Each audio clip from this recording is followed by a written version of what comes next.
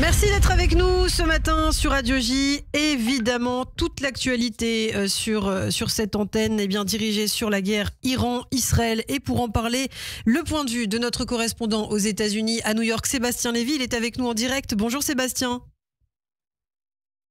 Tous. Merci beaucoup d'être avec nous ce matin. Vous pouvez aussi évidemment nous regarder sur notre chaîne YouTube si vous êtes sur YouTube. Alors oui, on va commencer par l'Iran, par le soutien américain finalement de Donald Trump.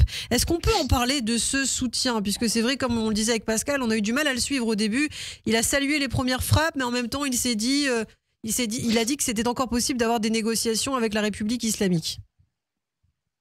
Oui, alors il faut rappeler effectivement qu'on en avait déjà parlé à cette antenne et de toute façon, c'est ce que tous les analystes disent, il y a sans doute eu effectivement un accord des Américains, il y a une certaine coordination, mais dans le même temps, le président Trump a toujours tenu en fait à mettre une certaine distance en disant, en gros, c'est une opération israélienne, ça n'est pas une opération israélo-américaine. C'était aussi pour être bien sûr que la riposte iranienne ne frapperait pas les États-Unis, les installations américaines, mais uniquement Israël. Dans tous les cas, donc soutien, mais certaines prises de distance en disant voilà, c'est une opération israélienne, mais pas israélo-américaine. Ce qui est intéressant, c'est que on assiste effectivement depuis quelques heures à quelque chose d'un petit peu plus, je dirais, confusant. Et d'ailleurs, je rejoins complètement ce qu'a dit Pascal Zonchen à cette antenne. Il est un petit peu plus difficile aujourd'hui de suivre ce que veut Trump. Ça peut faire partie d'ailleurs peut-être d'une technique de négociation. Ça traduit aussi peut-être peut-être un petit désaccord qu'il peut y avoir sur la suite des opérations entre le Premier ministre israélien et le président Trump. Alors, il y a quand même une prudence aussi qui s'installe. Est-ce qu'on peut faire le point justement là-dessus? La volonté de Trump aussi d'éviter peut-être des représailles, puisque Donald Trump pense aussi à ses propres intérêts, Sébastien. Oui, et surtout, je pense qu'il faut vraiment rappeler l'approche de Trump, qui est vraiment une approche qui est plutôt assez isolationniste et plutôt d'essayer d'éviter d'engager les États-Unis dans la guerre. On sait que Trump n'a pas une assise idéologique extrêmement forte. En revanche, il y a quelques sujets qui sont importants pour lui. C'est l'immigration et c'est l'isolationnisme, le fait de ne pas engager les États-Unis dans des guerres. Il était contre, par exemple, la guerre en Irak, même lorsqu'il ne faisait pas de politique. Et ce à quoi on assiste, on sent depuis quelques heures ou quelques jours que le Premier ministre israélien essaye vraiment de pousser son avantage et de pousser le président Trump à aller plus loin dans son soutien à Israël. C'est aussi le cas, par exemple, d'un sénateur républicain très pro-Israël, très proche de Netanyahou et très proche de Trump comme Lindsey Graham, qui a dit maintenant, il est temps d'y aller, il est temps vraiment de s'engager complètement avec Israël et non seulement de soutenir Israël, mais même de faire cette guerre avec Israël.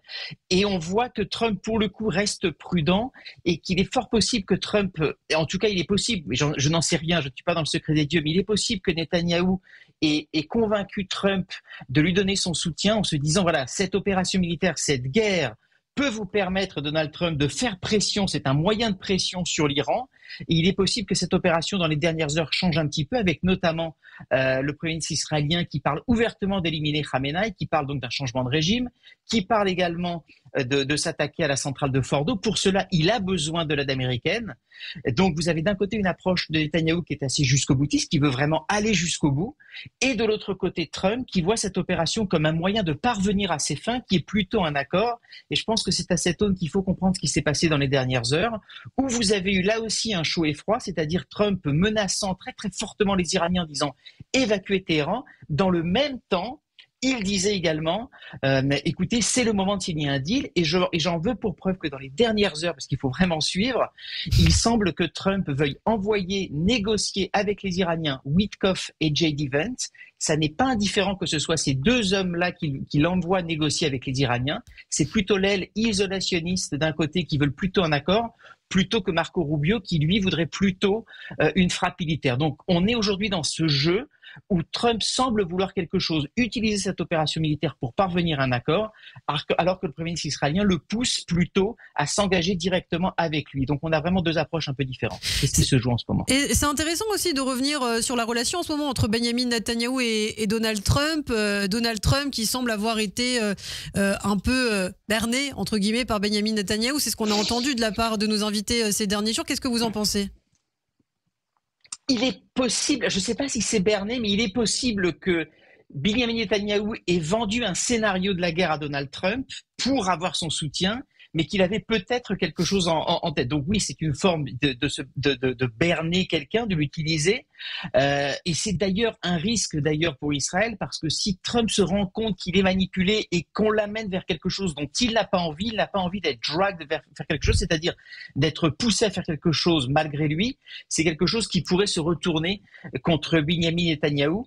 En même temps, Donald Trump, je pense, avait conscience de ce qu'il faisait, mais simplement, je pense que les intentions définitives de Benjamin Netanyahou n'étaient peut-être pas complètement claires pour Donald Trump, et on est dans ce jeu actuel, et maintenant, il est possible aussi que je sois démenti, il est possible que Donald Trump, son intention, c'est d'aller au bout lui-même, et peut-être qu'il se dit, la meilleure façon aujourd'hui de rappeler la puissance américaine, c'est de faire une exception à mon propre principe, qui est de ne pas engager de force américaine et d'y aller. Mon interprétation, c'est que c'est pas vraiment le cas. C'est plutôt, il veut un accord. Et maintenant, les choses peuvent changer. Mais il est évident que c'est la relation aussi entre les deux hommes qui se joue aujourd'hui, parce qu'encore une fois, Donald Trump ne veut pas être amené à faire quelque chose dont il n'a pas envie. Et c'est vrai qu'on a plus l'impression qu'il a envie d'avoir un prix Nobel de la paix plutôt qu'autre chose. Hein.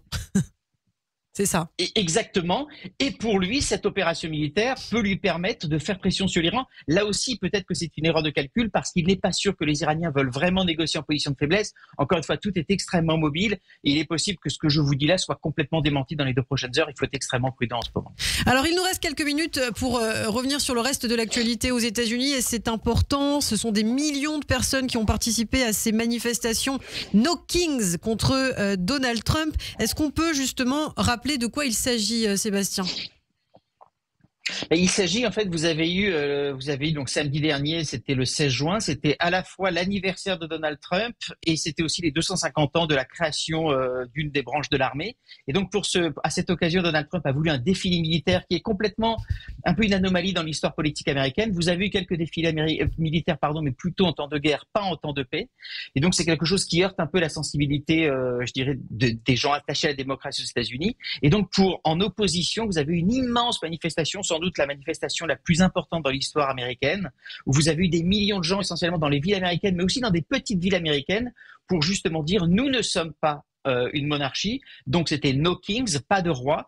Vous avez donc d'un côté une manifestation de puissance à l'occasion de l'anniversaire de quelqu'un qui a plutôt une vision autocratique du pouvoir, et de l'autre, il y avait des manifestants dans la rue qui peuvent dire voilà, ça n'est pas notre tradition, ça n'est pas notre pays, et vous avez vraiment un bras de fer qui continue et qui se renforce entre Donald Trump et donc une grande partie du pays. On l'avait vu à l'occasion de ce qui s'était passé à Los Angeles. Vous avez en plus ce conflit très très fort entre les villes américaines et le pouvoir trumpiste. Et c'est ça, en fait, la démonstration de force, elle a été massive. Mais j'insiste, ça n'est pas uniquement dans les villes que vous avez eu cette manifestation contre Trump dans les villes, au sein des États-Unis samedi. On parle de violence politique aussi, Sébastien. Une élue démocrate du Minnesota et son mari qui ont été tués. Un autre élu blessé samedi dernier dans un acte de violence politique, justement. C'est ce qu'a déclaré Tim Walz, le gouverneur de cet État au nord des États-Unis. Vous souhaitiez aussi dire un mot là-dessus, hein ? Oui, c'est un événement majeur. C'est quelque chose vraiment dont beaucoup en fait d'universités notamment avaient mis en garde, c'est-à-dire que dans la dérive autoritaire du pays, une des manifestations d'une dérive autoritaire, c'est de la violence politique. Et à force d'être dans la polarisation, d'utiliser des mots de plus en plus forts contre ses adversaires qu'il qualifie d'ennemis, beaucoup de gens en fait accusent Donald Trump d'avoir alimenté un petit peu cette violence politique. Et on se rappelle, il y a 400 millions d'armes à feu dans ce pays, et ça a conduit au pire. Encore une fois, Donald Trump a dénoncé ce qui s'est passé. Évident qu'il y a les États-Unis et qui est de plus en plus forte entre les deux camps, ça risque de pousser à ce genre de choses. C'est plus qu'un avertissement, c'est quelque chose que beaucoup de gens craignaient. Le pire a eu lieu et beaucoup de gens craignent que demain on aille aussi vers d'autres assassinats, des enlèvements par exemple de journalistes. Donc c'est quelque chose qu'il faudra regarder dans les prochaines semaines, dans les prochains mois. Situation effectivement très inquiétante. Merci beaucoup Sébastien Lévy, merci d'avoir été avec nous ce matin sur Radio J. Peut-être qu'on reviendra aussi avec vous dans la semaine ou la semaine prochaine sur ce procès qui aura lieu demain. Elias Rodriguez, inculpé pour le meurtre d'un couple devant le musée juif de Washington, qui comparaîtra demain au tribunal. Peut-être qu'on en parlera avec vous. Merci beaucoup Sébastien, je vous dis à très bientôt. Radio J.